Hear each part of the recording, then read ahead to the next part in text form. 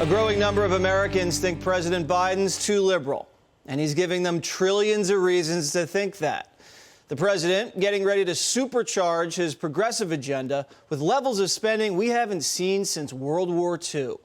Despite signs of runaway inflation, Biden's set to roll out a new $6 trillion budget plan.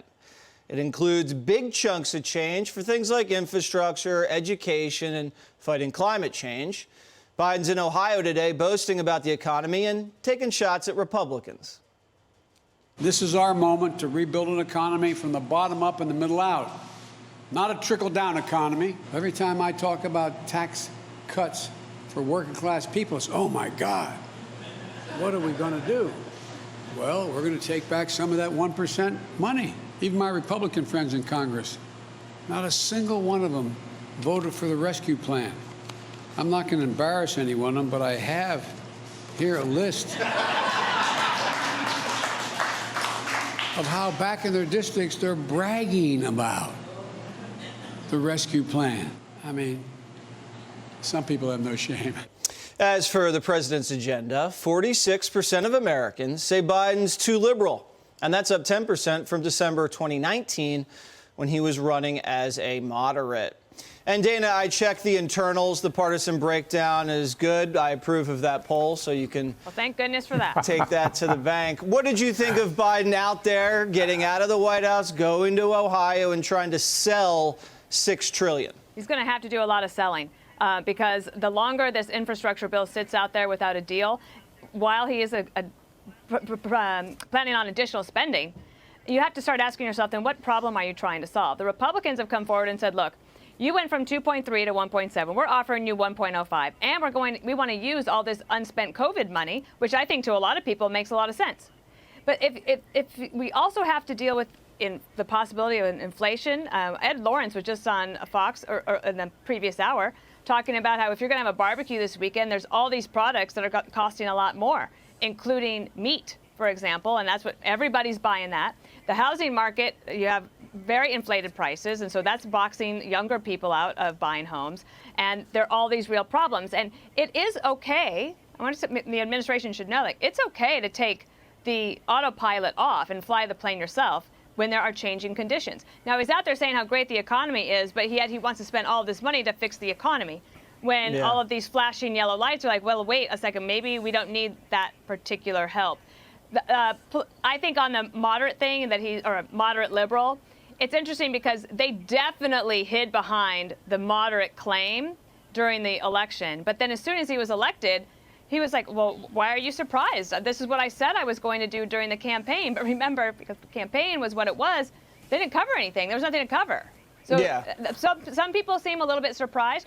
But that 46% number, that 10% since January, as COVID it continues to get a little further in the rearview mirror, I think that number could probably go higher, and the next 100 days for him is going to be pretty tough. I agree that number, his moderate mantle just got blown out of the water. And it's because $6 trillion, Geraldo. I mean, that's an alimony payment for you. But for most people, they look at $6 trillion and they say, wow. I've never had an ex-wife say anything bad about me. You have to pay. So do you think normal Americans are looking at $6 trillion? Does that register?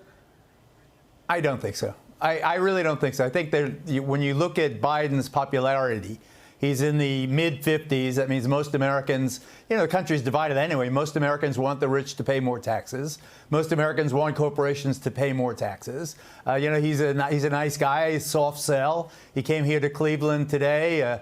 He cheered everyone getting vaccinated. He cheered our state's Vax-A-Million contest. A nice lady from Southwest Ohio won. A kid got a full scholarship to a state school. So he toured the tech side of it.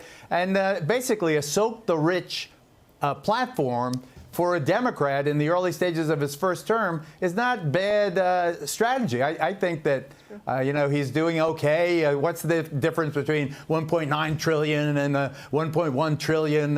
If it's more than $100, $1,000, these numbers are so astronomical we can't even conceive of them. But, in summary, I think that he's doing okay, and that this plan, the Build Back Better, if he can stick to highways and bridges and internet and, some of the things people understand and not this pork barrel stuff, I think he'll be fine. Yeah, but Greg, to Geraldo's point, you can soak the rich, but if you add trillions in spending to that, you jack up inflation, and the people that aren't rich they're going to feel pinched. Yeah, that's the disincentive that the Democrats ignore. The sad reality is that small government isn't just dead. Small government is dead, and we're abusing the corpse. I mean, this is like these. That's what you're right. Nobody understands these numbers. Gross. It is gross. It makes me sick to my stomach. Look, the campaign strategy that Biden had is the same strategy he has now as a president. The key feature is no transparency.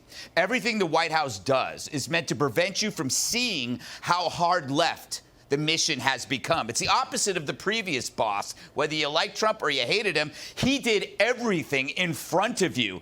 Joe is more like a paid spokesman for an infomercial for a product that you never actually see. And then you get to this poll, right? Which proves this amazing point. In polls of liberal perception, it's presented as a negative when you were seen as too liberal, even by the liberals. If you say, hey, look at this, he's really liberal. No. They can't even afford to be seen as a purer version of their own ideology, which tells you two things. One, liberalism can only be tolerated in small doses. It's kind of like whipped cream on ice cream. And they need to lie about their depth of liberalism in order to survive. So Joe Biden is kind of like the old West movie sets. Geraldo knows what I'm talking about, where the banks and the hotels are simply one-dimensional, but behind it, something else is going on, and it's AOC and it's wokeism. It's not the trillion-dollar stuff that scares me. It's the wokeism that's coming out. Speaking of ice cream, Dr. Sapphire, the president got a scoop or two today, and the big question was, what flavor was it from the media? I mean, he could just coast on stuff like that. He never has to reveal what Greg was saying, what's going on behind the scenes. I'm going to bet that it was vanilla. If I know President Biden at all at this point, it's probably vanilla, just a very flat vanilla. But, a couple points that I want to make on this. First of all, when you have Larry Summers, the Obama-Clinton official, warning about some of the rise in minimum wage and the regulation and the support of the unions, saying that could obviously lead to a very large inflation, I listen. When you have the Alan Greenwald saying that what President Biden recently did with the waiver of intellectual property rights causing businesses to quickly raise their prices, I mean, I'm going to listen to these people. They know what they're talking about. But one point that I did notice from what President Biden was saying, what happened to that unity, that bipartisan unity? He goes up there and, like a child, holds up a list of Republicans' names saying that they were bragging and touting. I looked some of those up. Rep. McCarthy, the one that he said he was bragging about it, Rep. McCarthy just posted the link for small businesses in his district to get financial help. He said, I didn't vote for this because I didn't agree with everything in it. But that doesn't mean that I don't want support for our small businesses. So I actually think that this continues, this verbiage is continuing to create that division that I think most people voted for President Biden because they didn't want anymore. So you're saying the president might be being a little dishonest. Wow. I am shocked to hear that. Well, Dr. Nicole, I'm not sure I said politician that, Jesse. Being a little slick. I've never heard that before. All right. Hey, Sean Hannity here. Hey, click here to subscribe to Fox News YouTube page and catch our hottest interviews and most compelling analysis. You will not get it anywhere else.